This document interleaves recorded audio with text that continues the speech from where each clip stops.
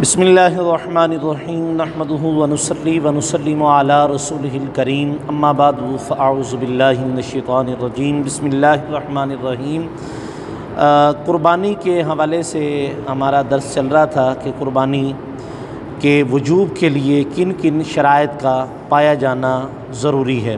اور کس وقت پایا جانا لازم آئے گا۔ اس کے بارے میں یاد رکھیں کہ قربانی کا جو وقت ہے ذی الحج کی 10 ذی الحج کی طلوع صبح صادق سے لے کر 12 ذی الحج کی غروب آفتاب تک، یعنی 3 دن اور 2 راتیں، ان دنوں اور راتوں میں جس کے اندر مذکورہ شرائط پائی جائیں گی اس پر قربانی کرنا واجب ہے۔ اور اس سے معلوم ہوا کہ اگر ایک شخص پر پورا سال وہ غنی تھا اور پورے سال جب قربانی کے دن آئے تو اب وہ فقیر ہو گیا تو اب اس پر قربانی واجب نہیں۔ اب اسی طرح جس طرح کہ قربانی زکوٰۃ کا جو مسئلہ ہے کہ جب بندہ زکوٰۃ کے مال پر پورا سال کا گزرنا ضروری ہے، اور اسی طرح قربانی کے لیے سال کا گزرنا ضروری نہیں ہے۔ اب ایک شخص تھا جو پہلے فقیر تھا لیکن قربانی کے دنوں میں آ کر وہ امیر ہو گیا، یعنی غنی ہو گیا، اب اس کے اوپر کیا ہے، وہ قربانی کرے گا۔ اور پھر اس کے بعد فرمایا گیا کہ کیا کوئی ایسی صورت ہے کہ جب شرعی فقیر پر قربانی واجب ہو، یعنی کہ کوئی آدمی ایسا ہے فقیر ہے اور اس کے اوپر قربانی واجب ہو؟ جی ہاں، اس کی 2 صورتیں ہیں۔ نمبر 1، جب فقیر نے قربانی کی منت مانی، یا کوئی بھی شخص ہے لیکن مصحب استطاعت نہیں ہے لیکن اب اس نے کیا منت مانی ہے تو اب اس کے اوپر کیا ہے، قربانی کرنا واجب ہے۔ اور نمبر 2، اگر فقیر نے قربانی کی نیت سے جانور خریدا، اب اس پر قربانی کیا ہوگی، واجب ہوگی۔ اور کیا عورت پر قربانی واجب ہے؟ جی ہاں، جس طرح کسی عورت کے اندر مذکورہ شرائطیں، مالک مسلمان ہونا، مالک نصاب ہونا، اور مالک نصاب ہونا، مقیم ہونا اور بالغ ہونا، اگر یہ شرائطیں اس کے اندر پائی جاتی ہیں تو اب کیا ہے، اس پر بھی قربانی کرنا واجب ہے۔ اگر کسی فقیر کے پاس ایک فقیر نے کوئی جانور لے کر پالا اور اس کے لیے اس نے قربانی کی نیت کر لی، کیا اس پر قربانی واجب ہوگی؟ جی نہیں، فقیر کے لیے جانور خریدتے وقت نیت کا اعتبار ہوگا۔ چنانچہ اگر خریدتے وقت اس نے یہ نیت نہ کی تھی لیکن بعد میں ارادہ کر لیا تو اب اس پر قربانی واجب نہیں ہوگی۔ اگر وہ کرے گا تو اسے نفل قربانی کا ثواب اللہ تبارک و تعالی عطا فرمائے گا۔ اگر کسی شخص کے پاس نصاب کے برابر، اور یہ بات بھی ذہن کے اندر رکھیں، کسی شخص کے پاس مالک نصاب کے برابر مال موجود ہے لیکن اس کے پاس نقد رقم جو ہے وہ اس کے پاس موجود نہیں، تو اب وہ کیا کر سکتا ہے؟ تو اس کے بارے میں فرمایا گیا، فقہاء اکرام فرماتے ہیں، فتاوی رضویہ شریف جلد نمبر 8 اور صفحہ نمبر 393 کے اوپر آپ فرماتے ہیں، ممکن ہے تو کسی سے قرض لے کر وہ قربانی کرے تاکہ بعد میں اسے لوٹا دے، یا گھر کا کوئی سامان بیچ کر بھی قربانی اس کی طرف وہ قربانی کرے گا۔ اور دوسروں کی طرف سے قربانی کرنے کے حوالے سے ذکر کیا گیا، اور بعض لوگ اس طرح کرتے ہیں کہ مثلا ایک سال اپنی طرف سے قربانی کر لی اور دوسرا سال اپنی زوجہ کی طرف سے کر لی اور تیسرے سال کسی اور کی طرف سے کر لی۔ کیا آیا یہ طریقہ کار درست ہے؟ اصل میں یہ مسئلہ یہ ذہن میں رکھ لیں کہ قربانی کے 3 دنوں کے کسی بھی حصے میں مذکورہ شرائط گھر کے کسی بھی فرد میں جمع ہو جائیں تو اب اس پر کیا ہے، قربانی کرنا واجب ہوتا ہے۔ مثال کے طور پر باپ ہے، وہ اپنی اولاد سے خرچہ لیتا ہے، فقیر ہے، اور ماں ہے، وہ اپنی اولاد سے خرچہ لیتی ہے، بیوی اپنے شوہر سے خرچہ لیتی ہے، لیکن وہ اپنے مال کو جمع کرتی جب عید الاضحیٰ کا دن آیا تو وہ مالک نصاب ہو گئی، اتنے مالک نصاب ہو گئی، تو اب کیا ہے، اس پر قربانی کرنا اس کے اوپر کیا ہوگا، واجب ہوگا۔ اور اسی طرح بعض اوقات ہوتا یہ ہے کہ پھر قربانی کے 3 دنوں میں کسی میں بھی اگر ان 4 میں سے کوئی بھی شرائطیں اس کے اندر پائے گی تو اب وہ سب کے برابر سب پر اس پر قربانی کیا ہوگی؟ واجب ہے۔ اور بالفرض اسی طرح ہوتا ہے کہ ایک سال اپنی طرف سے قربانی کر دی اور دوسرے سال اپنے والد کی طرف سے کر دی اور تیسرے سال اپنی والدہ کی طرف سے کر دی اور چوتھے سال جو ہوتا ہے وہ اپنے کسی بہن بھائی کی طرف سے کر دی۔ کیا آیا؟ جبکہ ان کے اندر تو شرائطیں پائی ہی نہیں جا رہی، ان کے اندر شرائطیں نہیں پائی جاتی۔ اب جس کے اندر یہ شرائطیں پائی جائیں گی وہ اس کے اوپر کیا ہوگا؟ قربانی کرنا اس کے اوپر واجب ہوگا۔ اور پھر اس کے بعد کیا اپنے بالغ بیٹا یا بیٹی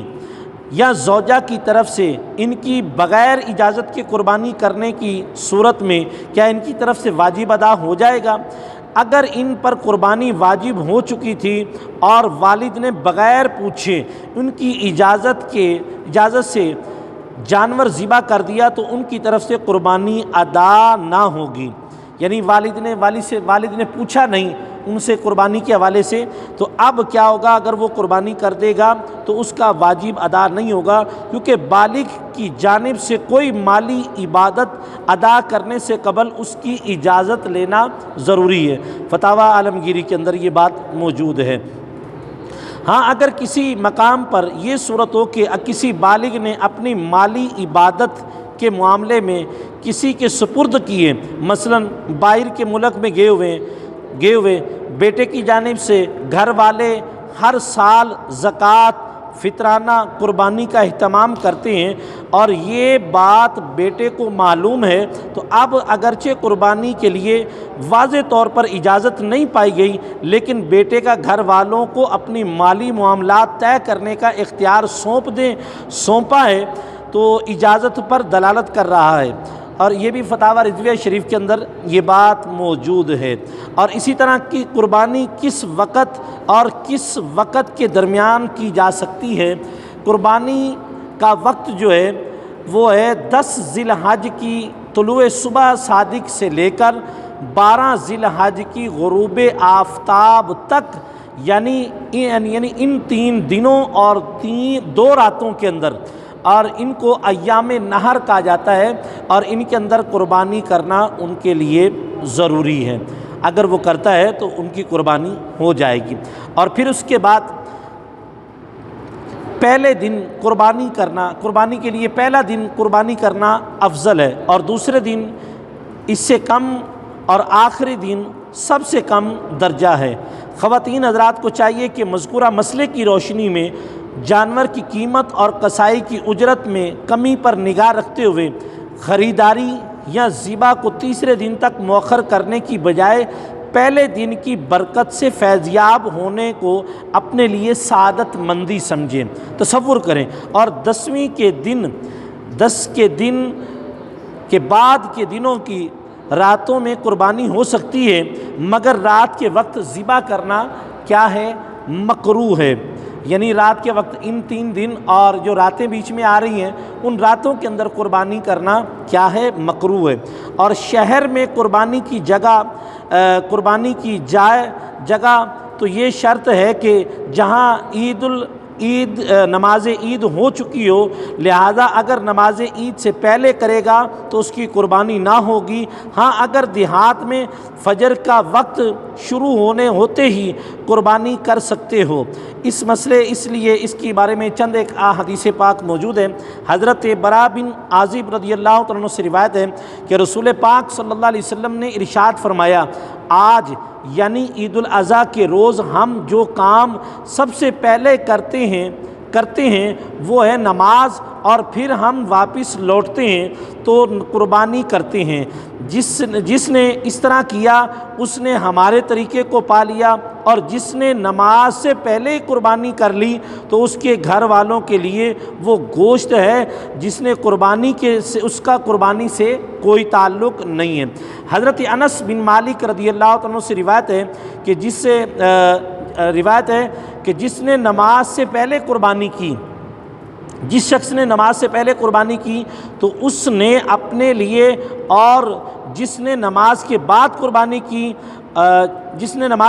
قربانی کی تو اس کی پوری ہوئی اور اس نے مسلمانوں کے طریقے کو پا لیا۔ اگر شہر میں متعدد مقامات پر نماز عید ہو گئی ہو اب تو پہلی جگہ نماز عید ہو جانے کے بعد قربانی جائز ہے، یعنی یہ ضروری نہیں کہ عیدگاہ میں جب نماز ہوگی، نماز ہونے کے بعد پھر تب جا کر قربانی ہوگی۔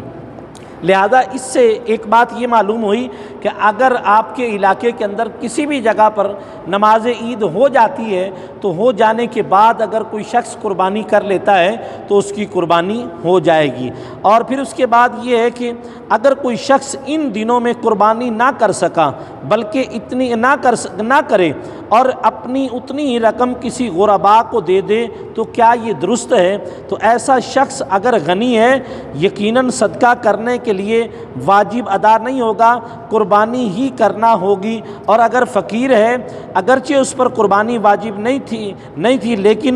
لیکن اس کے لیے بھی قربانی کرنا ہی افضل ہے، کیونکہ رسول اللہ صلی اللہ علیہ وسلم نے ارشاد فرمایا جو روپیہ